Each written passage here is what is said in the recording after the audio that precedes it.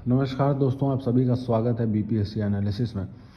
आज हम लोग एक नई वीडियो के साथ आए हैं और एक बहुत ही सनसनीखेज वीडियो होने वाला है, क्योंकि इसमें हम लोग बात करने वाले हैं कि बीपीएससी के एग्जामिनेशन या कोई भी एग्जामिनेशन में जो सेटिंग होती है और सेटिंग वगैरह का क्या रोल है और कैसे सेटिंग होती है और क्या तरीका है उसका, और वो हम लोग को कैसे इफ़ेक्ट करती है, उस पर हम लोग बात करने जा रहे हैं। और दूसरी चीज़, एक और चीज़ मैं आपसे बताना चाहूँगा, ये वीडियो सिर्फ उन विद्यार्थियों के लिए नहीं है जो एग्जामिनेशंस की प्रिपरेशन करते हैं।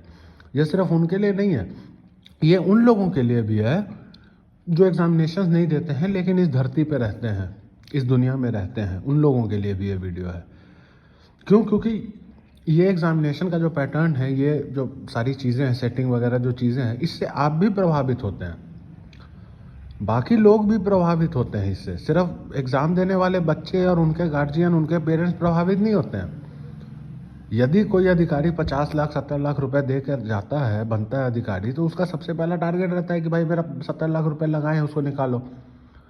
तो आप यदि जाएंगे कहीं पे काम करवाने, किसी भी दफ्तर में, रजिस्ट्रार के दफ्तर में, किसी भी दफ्तर में, तो वो आपसे बीडीओ के दफ्तर में, सीईओ के दफ्तर में, तो वो आपसे पैसे मांगेंगे।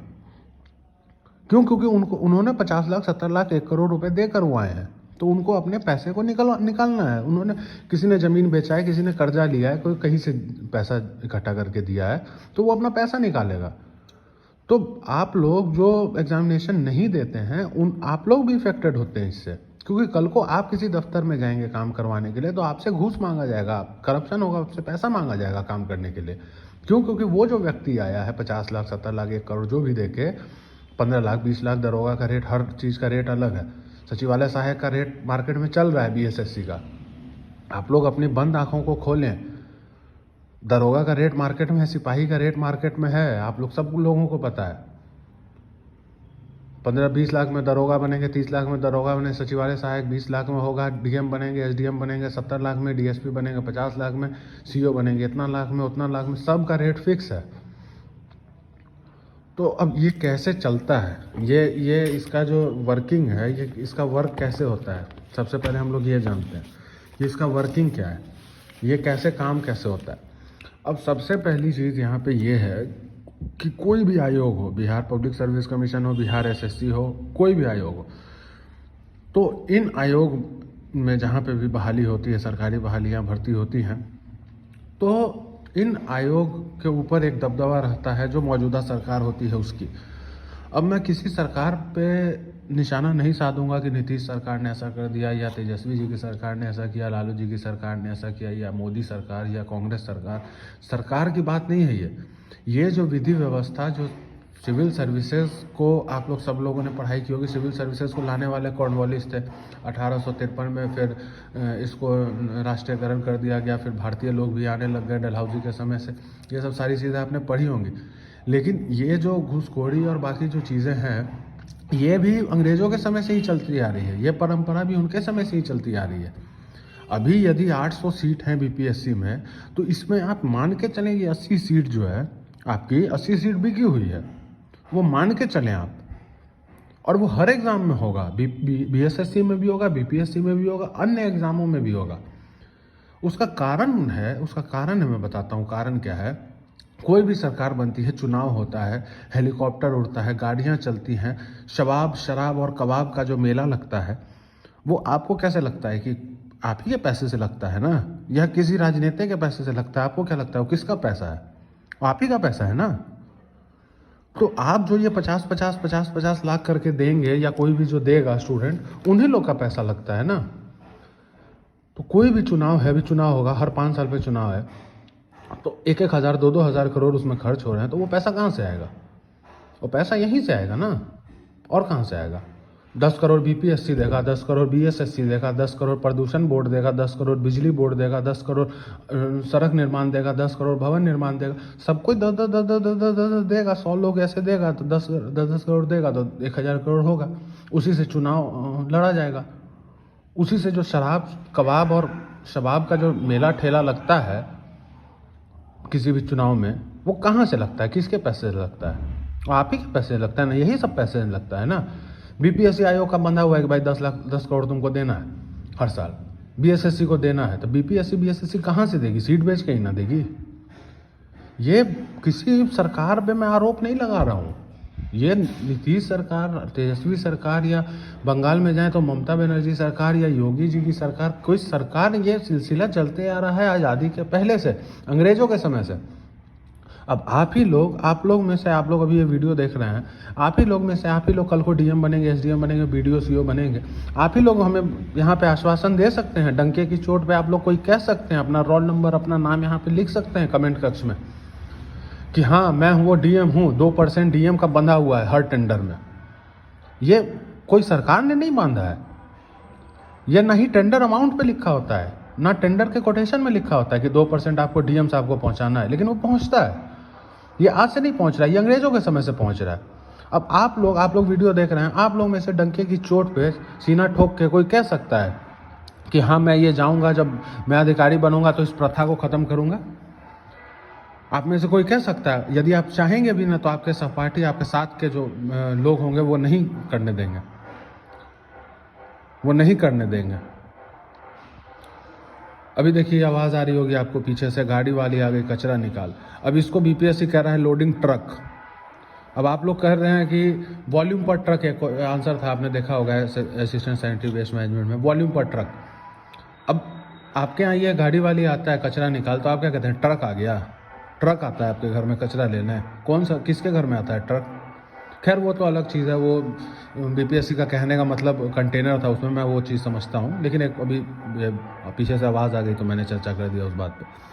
तो ये जो चीज़ है, तो इस चीज़ से सिर्फ परीक्षार्थी जो है इफेक्ट नहीं हो रहे हैं, आप लोग भी इफेक्ट हो रहे हैं, बाकी लोग भी जो एग्ज़ाम नहीं देते हैं। क्योंकि कल आप किसी सरकारी दफ्तर में जाइएगा काम कराने के लिए, तो आपको काम पैसा देकर करवाना पड़ेगा। क्यों? क्योंकि वो जो अधिकारी बैठा हुआ है उसकी भी मजबूरी है, वो ज़मीन बेच के कहीं से कर्जा लेकर के 50-70 लाख रुपया दिया है, तो उसको अपना कर्जा सधाना है, ज़मीन जो गिरवी रखा है वो छोड़ाना है, या ज़मीन जो बेचा है उसको वापस से खरीदना है, तो उसका अलग टारगेट है। उसके अधिकारी होंगे, उसके ऊपर होंगे, वो लोग भी उससे मांगते होंगे कुछ, तो वो आपका काम नहीं करेगा। आप एग्ज़ाम नहीं देते हैं, आप कह रहे होंगे कि स्टूडेंट हैं, अरे ये तो ऐसे ही शोर मचा रहे हैं, बीपीएससी ऑफिस के बाहर खड़ा होकर जाम लगा रहे हैं। नहीं, इस चीज़ से अब भी इफेक्ट होने वाले हैं। जो एग्ज़ाम नहीं दे रहे हैं वो भी इफेक्ट होंगे, ऐसा नहीं है कि सिर्फ परीक्षार्थी इफेक्ट होंगे।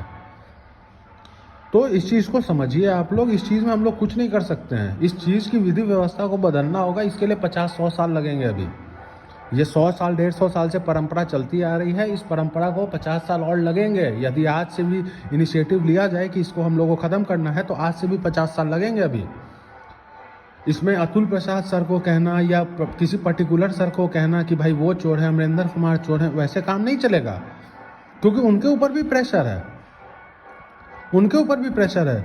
नीतीश कुमार जी, उनके ऊपर भी प्रेशर है। मोदी जी, उनके ऊपर भी प्रेशर है। नीतीश कुमार चाहते हैं कि करप्शन ना हो, ठीक है, मान लिया, लेकिन उनकी पार्टी के लोग, वो लोग तो नहीं चाहते हैं ना। वो लोग तो चाहते हैं ना कि भाई मेरा कमाई चलता रहे। मैं मानता हूँ नीतीश जी सही हैं, मैं मानता हूँ तेजस्वी जी सही हैं, लेकिन बाकी लोग, अतुल प्रसाद जी सही हैं, लेकिन बाकी लोग, नरेंद्र मोदी जी सही हैं, मानता हूँ, लेकिन भाजपा के बाकी लोग। तो सिर्फ एक व्यक्ति के सही होने, गलत होने से नहीं होता है, यहाँ पे पूरा सिस्टम ही करप्ट है। और ये चीज़, आप ये जो चैनल हमने खोला है, ये चैनल अपनी बातें हम लोगों को रखने के लिए खोला है। और आपसे भी अनुरोध है कि आपकी भी जो आलोचनाएं, विवेचनाएं हैं, वो टिप्पणी कक्ष में हमारे समीप रखें, क्योंकि ये चैनल आपका है। आपकी बातों को उजागर किया जाएगा, आपकी बातों को उठाया जाएगा। तो इसको और भी लोगों तक इस वीडियो को पहुंचाएं। जो लोग एग्ज़ाम नहीं देते हैं उनको भी ये बात जानने के लिए ज़रूरत है कि ये चीज़ आपको भी इफेक्ट कर रही है। और अभी हम लोग जितने बाकी बीपीएससी कैंडिडेट्स हैं, 6 लाख जो हम लोग कैंडिडेट्स हैं, मैं भी हूँ, हम लोग को अपनी आंखें खोलनी पड़ेगी। कट ऑफ इतना हाई क्यों गया? अब सेटिंग की बात है। अब सेटिंग की बात, तो सेटिंग आपको समझा दिया मैंने कैसे होता है। अब कट ऑफ पे आते हैं और इससे बताएंगे कि अब सेटिंग क्यों कैसे होगा। अब ये नंबर ऑफ़ कैंडिडेट्स आप देखिए कि कितना ज़्यादा था पिछली बार से। तो ये तो रीज़न था ही कि कट ऑफ बढ़ेगा ही बढ़ेगा, कट ऑफ घटेगा इसका कोई वो था ही नहीं, कट ऑफ बढ़ेगा ही। नंबर ऑफ़ कैंडिडेट्स बहुत ज़्यादा थे। दूसरी चीज़ जो कि सर ने भी बोली, चेयरमैन सर ने, कि हमें समय मिला प्रिपेयर करने का ज़्यादा। ये बिल्कुल सही बात है, ये बिल्कुल सही बात है। समय मिला और क्वेश्चंस भी इजी थे।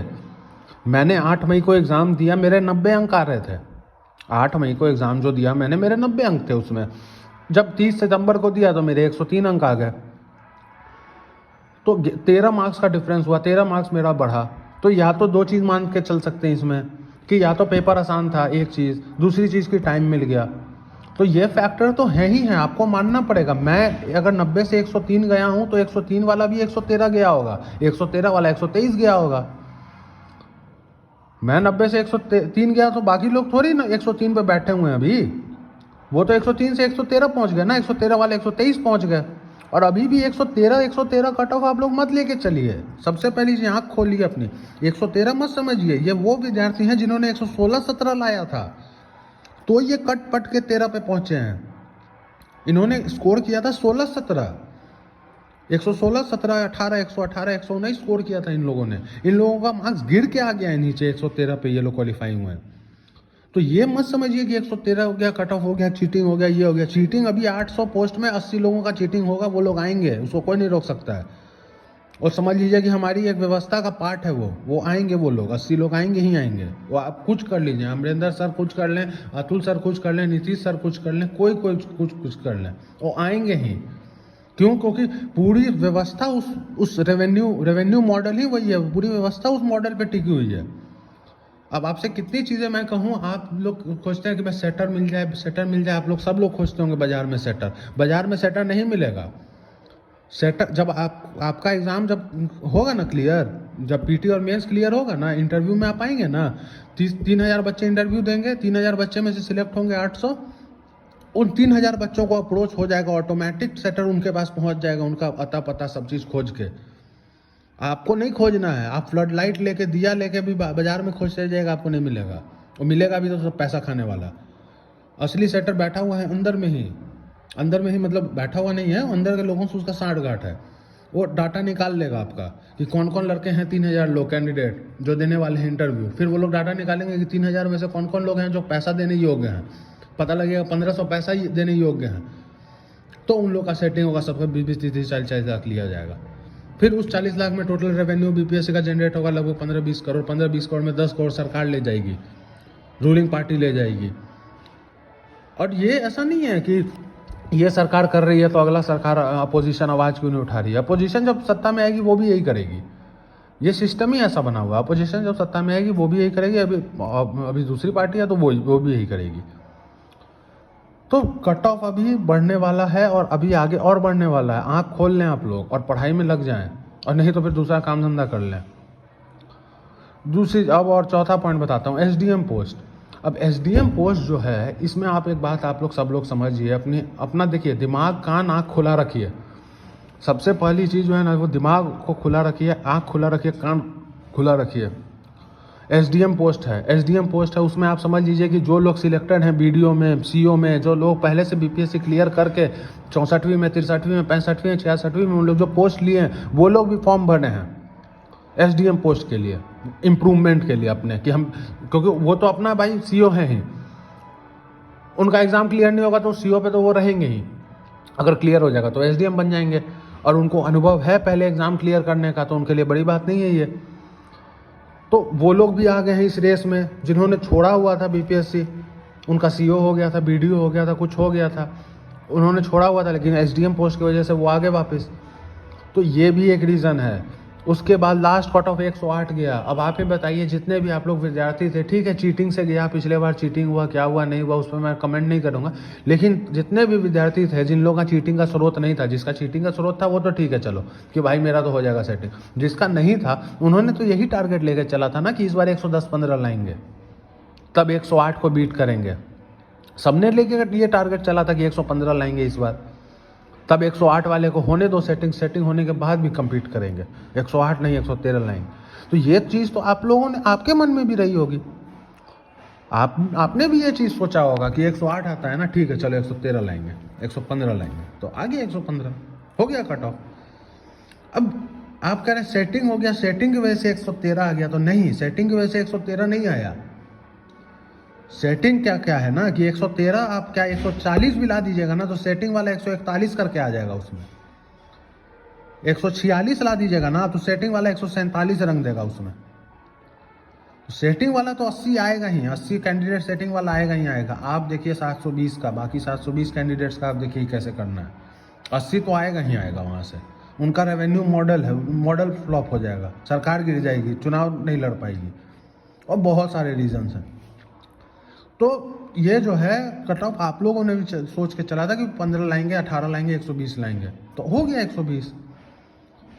दूसरी चीज़, सारे यूट्यूब पे दुनिया जहान की संस्था खुल गई हैं। सारे संस्थान आपको बस यही चीज़ बताते हैं, यहाँ तक कि मैं अब नाम नहीं लूँगा किसी का, लेकिन IAS अधिकारी लोग भी हैं, उन्होंने भी अपनी संस्थाएं खोली हुई हैं। वो लोग भी यही बातें बताते हैं। वो ये नहीं कहते कि आप हिस्ट्री पढ़ो, पॉलिटिक्स नहीं, वो कहते हैं लूसेंट पढ़ो, आप घटना चक्र को रट लो, आप स्पीडी कर लो। अब यही 3-4 किताब बताते हैं सारे। तो सभी बच्चों ने ये 3-4 किताब कर लिया। अब ये 3-4 किताब से ही आ गए 100 से ऊपर क्वेश्चन, तो सबने बना दिया वो। आप लोग एनालिसिस कीजिए किसी भी चीज़ का। यही जो है क्वेश्चन, ये यहाँ से 100 क्वेश्चन आ गए, सब लोगों ने बना दिया ये 100 क्वेश्चन। अब वो SC कैटेगरी हो, ST कैटेगरी हो, हैंडीकैप कैटेगरी हो, चाहे जनरल कैटेगरी हो, EW हो, EBC हो, BC हो, कोई भी हो, पढ़ के तो वही किताब जा रहा है सब। स्पीड इल्यूजन घटना चक्र, स्पीड इल्यूजन घटना चक्र, हर जगह रटा जा रहा है स्पीड इल्यूजन घटना चक्र। तो लो भाई, स्पीड इल्यूजन घटना चक्र से आ गए 100 क्वेश्चन, तो अब कट ऑफ 113 चला गया। सिर्फ इसी से हो जाता, स्पीड इल्यूजन घटना चक्र से। तो ये जो वर्ल्ड का टफेस्ट एग्ज़ाम माना जाता है UPSC को, और बाकी जो PCS एग्ज़ाम है, बिहार PCS तो नहीं कहूँगा लेकिन UPSC को, तो वर्ल्ड का टफेस्ट एग्ज़ाम ये ऐसे ही थोड़ी है। आप सोच रहे हैं कि ये 3 किताब से कर लेंगे तो हो जाएगा, आप ही बोलिए ना। ठीक है, वर्ल्ड का टफेस्ट नहीं है BPSC UPSC, ठीक है। दूसरे सेकंड लेवल पे तो स्टेट PCS ही आता है, सारे जगह सेकंड लेवल पे देखा जाए तो स्टेट PCS है। तो स्टेट PCS में अगर 3 किताब से, वो भी ये 100-125 पन्ने की किताब स्पीडी और 392 पन्ने की किताब लूसेंट और ये घटना चक्र से हो जाएगा, आप ही हम लोग सोचिए ना। तो ये चीज़ है। और सबसे बड़ी चीज़ है, देखिए मेरा खुद 102 मार्क्स था, ये रिजल्ट ऑफिशियल रिजल्ट आने के बाद 1 मार्क्स मेरा बढ़ा 103 हो गया। मैं खुद चाह रहा था कि कट ऑफ 100 के नीचे रहे, 100 के नीचे रहे, मेरा मन था। लेकिन मेरे मन में ये बात थी कि कट ऑफ नहीं रहेगा 100 से नीचे, 100 क्या 110 के भी नीचे। उसका कारण बताता हूँ, आप लोग भी ये चीज़ कर सकते हैं। आप लोग अपनी आँख कान को खुले रखें, आंखें खुले रखें, दिमाग खुले रखें और कान खुले रखें, मुंह बंद रखें। मुंह खोलें, मुंह बंद ना रखें, मुंह खोलें, लेकिन जहाँ पे गलत हो रहा हो वहाँ पे मुंह खोलें। आपके साथ गलत हो रहा हो वहाँ पे मुंह खोलें, वैसे मुंह बंद रखें, आँख खुले रखें, कान खुले रखें। अब ये बात इसलिए बोल रहा हूँ, बताता हूँ, ये बात इसलिए बोल रहा हूँ क्योंकि अशोक राजपथ पटना में जो किताबें की दुकान है, वहाँ से मैंने डाटा ये लिया कि लगभग 5 से 6 हज़ार किताबें उन लोगों ने बेच दी मेंस की। अब आप बताइए, 10,000 बच्चे मेंस देने वाले हैं, 6,000 किताब खाली पटना यूनिवर्सिटी के सामने वाली बुक सेंटरों से बिक गई। BPSC गेट छोड़ दीजिए, वहाँ से बिकी होंगी 6,000-7,000 किताबें। ऑनलाइन मंगाया होगा, अब जो मोतिहारी रहेगा, जो सहरसा रह रहा है, जो कटिहार रह रहा है, पूर्णिया रह रहा है, वो पटना तो आएगा नहीं किताब लेने, ऑनलाइन मंगा लेगा, 20 रुपये महंगा भी पड़ेगा तो भी। तो वो व्यक्ति जो हैं, यहाँ पे 6,000 किताब बिक गया अशोक राजपथ पे। BPSC ऑफिस के गेट के आगे बिक गया होगा लगभग 4,000 किताब। तो 10,000 किताब यहीं बिक गया। ऑनलाइन स्रोत आप देखिए, ऑनलाइन स्रोत से बिका होगा 3-4 हज़ार किताब। फिर इलाहाबाद में सेंटर्स हैं जहाँ पे बहुत ही थोक मात्रा में बच्चे प्रिपरेशन करते हैं। उसके बाद दिल्ली में 2-2 सेंटर्स हैं, राजेंद्र नगर में, मुखर्जी नगर में। मुखर्जी नगर के भी 3-4 पार्ट्स हैं, भाई परमानंद लेन, गांधी विहार, नेहरू विहार, और भी हैं। संत नगर में भी कुछ बच्चे रहने लग गए, बुढ़ारी में भी रहने लग गए। तो इतने बच्चे हैं, लगभग 30 से 40 हज़ार PT की किताब बिक गई, सॉरी मेंस की 40 हज़ार किताबें बिक गई।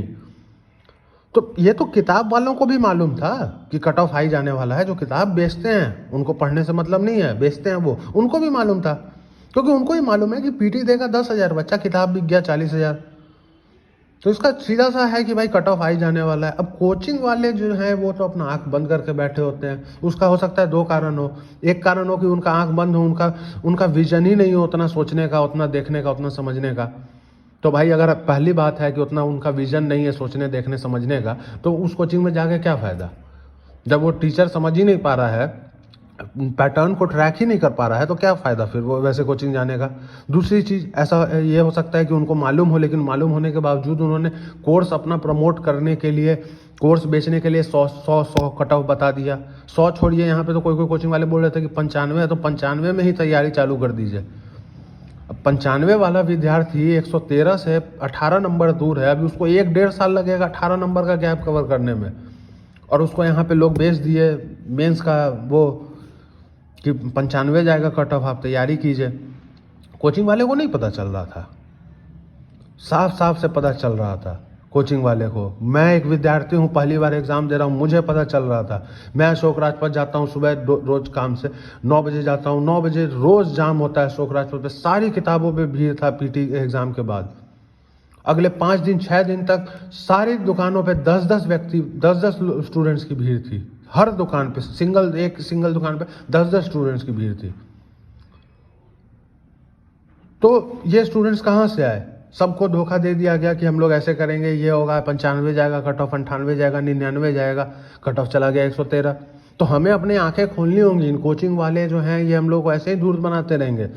और रही बात पीडीएफ से छेड़खानी की, पीडीएफ से छेड़खानी हुई है, ये हुई है, वो हुई है, बहुत तरह की। पीडीएफ से कोई छेड़खानी नहीं हुई है, आपको बताऊं क्यों। अब आप कहोगे कि क्यों, आप ऐसे क्यों कह रहे हो? आप पहले आप नहीं बोला सेटिंग होता है, फिर आप कह रहे हो कि नहीं हुई है छेड़खानी। अरे सेटिंग होता है, लेकिन सेटिंग आपको हमको पता नहीं चलेगा कैसे होता है। सेटिंग होता है लेकिन आपको हमको पता नहीं चलेगा कैसे होता है सेटिंग, ठीक है। तो ये चीज़ें अभी चलती रहेंगी, उसको हम लोग को मद्देनजर रखते हुए हम लोग को 720 सीट पे लड़ाई करना है। सैनिटरी अफसर में जो एग्ज़ाम हुई है 286 पदें हैं, तो हमारे लिए 28 पद हटा दो, 28 पद हमारे लिए नहीं है, बचा 260। अब हम लोग को 260 पे लड़ना है, हम लोग को 260 सीट पे लड़ना है, ये बात आप समझ लें। तो इस वीडियो को सभी लोगों तक पहुंचाएं, जो एग्ज़ाम देते हैं उन तक पहुंचाएं, ताकि उनकी आंख खुले। जो एग्ज़ाम नहीं देते हैं उन तक भी पहुंचाएं, क्योंकि ये वो भी प्रभावित होंगे इन चीज़ों से। अगर उन्हें लग रहा है कि उनका कोई मतलब का चीज़ नहीं है, स्टूडेंट अपना प्रोटेस्ट कर रहे हैं, करने दो, तो ऐसा बात नहीं है, वो भी प्रभावित होंगे। क्योंकि वो किसी सरकारी दफ्तर में कल को काम कराने जाएंगे तो उनसे भी पैसा मांगा जाएगा। क्यों? क्योंकि वो जो अधिकारी वहाँ बैठे हुए होंगे वो तरीके से नहीं गए होंगे, वो 50 लाख 70 लाख दे के गए होंगे, तो उनका पहले टारगेट रहेगा कि 50 लाख 70 लाख जो भी दिए हैं उसको निकालें, पहले अपना पैसा जो फंसा हुआ है निकालें। तो वो आपका भी काम नहीं करेंगे, तो इससे आप भी प्रभावित होने वाले हैं। तो ऐसा ना समझे कि ये सिर्फ स्टूडेंट्स के लिए है, स्टूडेंट्स प्रभावित होंगे। तो चलिए चलता हूँ, आशा करता हूँ कि सारी बातें आपको समझ में आई होंगी। ये एक आई ओपनर वीडियो है आप लोगों के लिए। हम लोगों को एक्टिव होकर काम करना होगा, दिमाग कान खुले रखने होंगे। और जाने से पहले मैं आप सभी लोगों से एक बात कहना चाहता हूं, सभी स्टूडेंट्स से, सभी स्टूडेंट्स के अभिभावकों से ये बात कहना चाहता हूं कि ये बहुत ही साहस का काम है, ये बहुत ही साहस का काम है कि 600-800 सीटों के लिए जो है 6 लाख विद्यार्थी फॉर्म भर रहे हैं। ये साहस का काम है एक तरह से, जहाँ पे एक तरह से आपकी हार निश्चित है, निश्चित हार है। लगभग आप ये देख लें 10,000 में एक बच्चे का सिलेक्शन होगा, 9,999 जो है बच्चे को तो हार ही है ना, निश्चित हार है ना। ये तो निश्चित हार वाली सिचुएशन है। लेकिन निश्चित हार होने के बावजूद आप कड़ी मेहनत कर रहे हैं, आप युद्ध में, रणभूमि में उतरे हैं लड़ाई के लिए। ये अपने आप में एक बहुत ही साहस का काम है, ये अपने आप में बहुत ही साहस का काम है। ये जानते हुए कि ये रणभूमि में, इस युद्ध में मेरी हार निश्चित है, उसके बावजूद आप लोग लड़ने उतरे हैं, ये बहुत ही साहस का काम है। और ये साहस आपको बहुत आगे तक ले जाएगा। और एक और चीज़ कह के एंड करूँगा कि यदि आप लोगों में से किसी का सिलेक्शन नहीं होता है और आपने सही में, अगर सही मायने में पढ़ाई की है, अच्छे से मन लगाकर अच्छे ढंग से पढ़ाई की है, तो मैं आपको आश्वासन देता हूँ कि ये पढ़ाई आपका वेस्ट नहीं जाएगा। आप किसी भी सेक्टर में जाएं, किसी भी फील्ड में जाएं, एग्जामिनेशन प्रिपरेशन ख़त्म करने के बाद, मान लिया नहीं होता है, सपोज दैट, किसी भी फील्ड में आप जाएं, आप वहाँ एक्सेल करेंगे, आप वहाँ अव्वल करेंगे, आप मतलब बहुत अच्छा करेंगे उस फील्ड में, अव्वल दर्जे पे आएंगे। तो ये साहस आप सभी लोगों ने दिखाया है, 6 लाख विद्यार्थियों ने, इस साहस को सलाम। और इसी लगन से, इसी मेहनत से आप लोग सब लोग पढ़ाई करते रहें। और जो भी आपकी जो आलोचनाएं हैं, विवेचनाएं हैं, वो हमारे टिप्पणी कक्ष, कमेंट बॉक्स में रखें। ये आप ही का चैनल है, यहाँ पे आप ही की हमारी ही बातें होंगी, विद्यार्थियों की बातें होंगी। तो चलिए चलते हैं, तब तक के लिए बाय बाय, अपना ख्याल रखें।